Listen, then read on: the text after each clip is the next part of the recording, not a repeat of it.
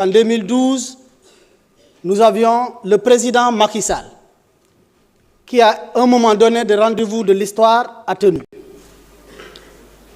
Et dans la continuité, en 2024, force également est d'accepter que notre démocratie a été sévèrement agressée, mise à terre, tellement mise à terre qu'il a fallu 2 béquilles au lieu d'un ou d'une pour qu'elle puisse tenir ce que les journalistes appellent affectueusement le tandem. Je vous nomme le président Bassirou Diomaye Diakhar Faye et son premier ministre, chef de parti, M. Ousmane Sonko. Mesdames, Messieurs, je ne saurais continuer sans rendre un hommage mérité également à la précédente législature. En moins de 2 ans, elle a donné l'impression qu'elle a vécu en 10 ans de législature. Tellement de choses se sont passées dans cet hémicycle. J'ai eu l'honneur d'être ici en tant que ministre en charge des relations avec les institutions pendant 8 mois. Dès mon entrée de la dernière fois, je n'ai pas reconnu la salle parce que les têtes que j'avais vues en face de ce côté ne ressemblaient pas à ce que j'avais l'habitude de voir. Et j'ai tout de suite pensé et ressenti que le changement, au moins du point de vue physique, est déjà là. Mais c'est une législature qui a vécu toutes les difficultés. Et je rends hommage à ceux que je retrouve ici parce qu'ils ont fait ce qu'ils devraient faire au moment où le Sénégal avait besoin de tous. C'est l'occasion d'embrayer avec la présente législature. Et je commencerai par ce que j'ai vu au niveau du perchoir, les 2 extrémités. Les sages, les anciens, ancienneté par l'âge, mais aussi ancienneté par l'expérience. Je voudrais reconnaître ici un adage bien wolof qui dit « Ndeke mag baax na bàyyi ci réew rawatina mag bu baax ». À travers les anciens, je veux nommer le doyen Alakan.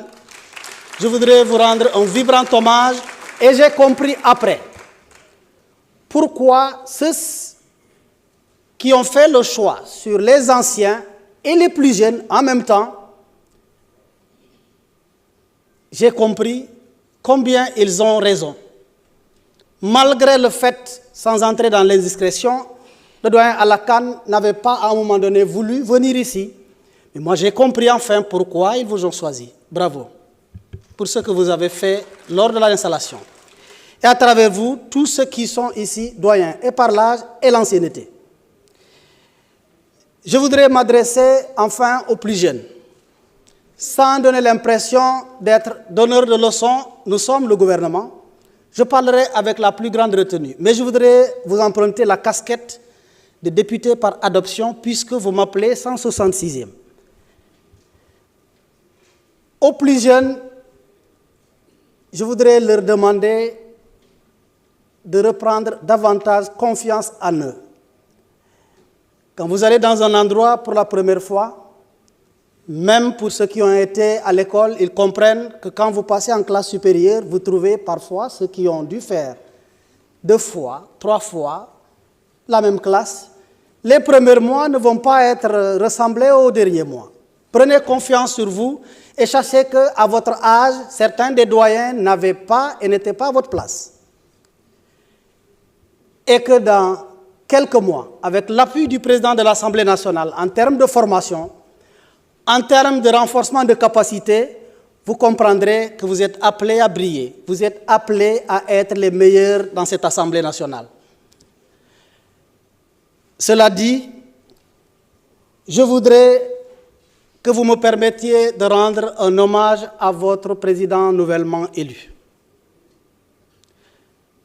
Excellence, Monsieur le Président de l'Assemblée nationale, pour ne plus vous appeler chers collègues, encore moins vous tutoyer.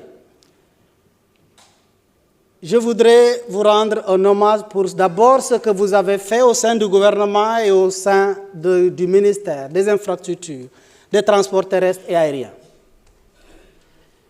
Je n'ai pas eu l'opportunité de prendre la parole la dernière fois, mais je sais que vous êtes si jeune du point de vue de l'âge, mais l'expérience, l'engagement, l'ambition et surtout l'amour que vous avez pour le Sénégal sera l'aiguilleur qui conduira chacun de vos pas vers le succès. Ce que vous avez réalisé au niveau du ministère des Infrastructures, j'aurais bien aimé parler avant ce qui est survenu ne survienne. Parce que je sens que c'est lourd. Je sais qu'on ne pourra pas remplacer El Malick. On peut simplement le succéder et faire dans la continuation, mais dans l'innovation. Mais vous avez marqué de façon indélébile. Vous avez marqué sous votre magistère, ce ministère de façon indélébile. Et le peuple témoigne, le peuple sénégalais en est témoin. Je sollicite de vous prière, accompagnement, en vous demandant de ne pas décrocher si vite pour que ce qui doit être continué le soit et toutes les rénovations qui s'imposent également le soient. Cela dit, je ne saurais terminer mon propos sans prier un franc succès à la présente législature. Une législature de challenge, une législature d'attente forte pour le peuple sénégalais, une législature d'attente même pour le gouvernement. Nous avons choisi et assumé le devoir de faire des ruptures profondes, un changement systémique. Nous savons que pour ce faire, nous devons nous prendre le courage d'accepter de faire et de subir le mal sur nous-mêmes d'abord, comme ce que nous avons suivi la dernière fois à partir des articles clairs évoqués par les députés pour empêcher même un membre du gouvernement solennellement de prendre la parole. C'est à féliciter.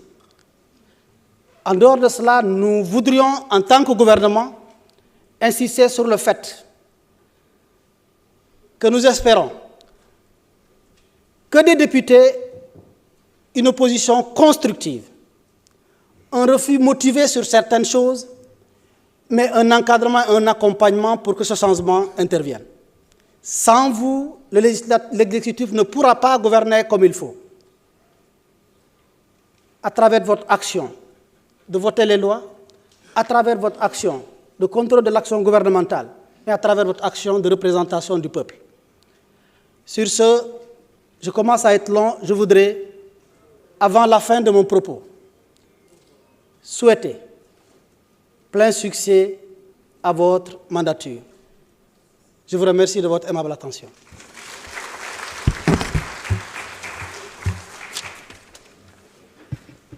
Merci beaucoup, Monsieur le ministre.